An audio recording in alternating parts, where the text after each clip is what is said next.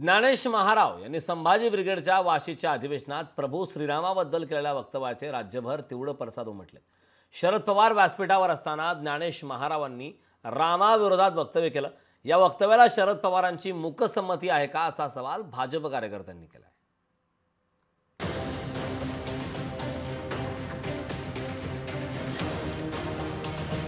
रामाचं मंदिर बांधलं, कशासाठी बांधलं? कधीतरी विचार करा ना तुम्ही। तो एक पत्नी होता, अमुक होता, तमुक होता, काय होता? पत्रकार ज्ञानेश महाराव यांनी संभाजी ब्रिगेडच्या वाशीच्या अधिवेशनात प्रभू श्रीरामाबद्दल केलेल्या वक्तव्याचे राज्यभर तीव्र पडसाद उमटले।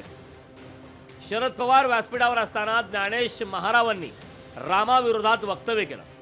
या वक्तव्याला शरद पवारांची मूकसंमती आहे का असा सवाल भाजप कार्यकर्त्यांनी केलाय। नाशिकमध्ये काळाराम मंदिरासमोर आंदोलन करण्यात आलं। यावेळी शरद पवारांविरोधात घोषणाबाजी करण्यात आली।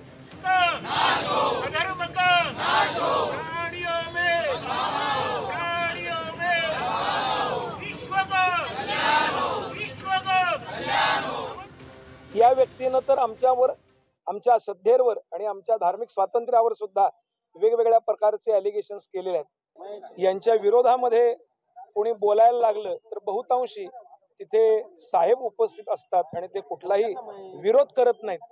हे सगळ्यात मोठं वाईट आहे। संतों के बारे में जो गलत शब्द, गलत व्यवहार किया गया वहाँ, तो वहाँ माननीय शरद पवार जी बैठे, तो उनको ही विचार करना चाहिए। जे मंच पर ऐसे अपशब्द नहीं बोलना चाहिए।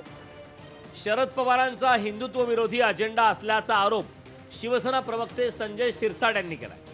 हिंदुत्वाच्या विरोधात असलेल्या पवारांविरोधातला संतापाचा उद्रेक झाल्याचा आरोप संजय शिरसाट यांनी केला। धर्माच्या विरोधात बोलू नये किंवा इतर जातीच्या विरोधात बोलू नये हे तेवढं जरी सत्य असलं, आम्ही जर कोणाच्या विरोधात बोललो तर त्याचा आगडोम उसळतो, तर त्याला प्रत्युत्तर देऊ नये अशी जी काही भूमिका काही लोक जे घेत आहेत त्याला त्यांचा निषेध करण्यासाठी आणि हिंदुत्वावर कोणी, या धर्मावर कोणी बोलू नये त्यांचाही निषेध करण्यासाठी आजचं हे आंदोलन होतं।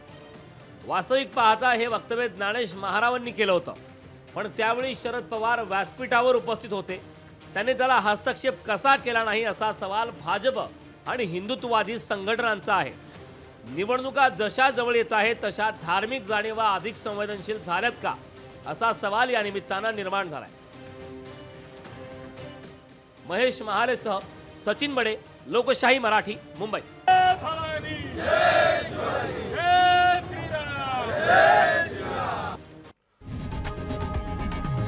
लोकशाही मराठी ऐका, पहा, जागरूक रहा।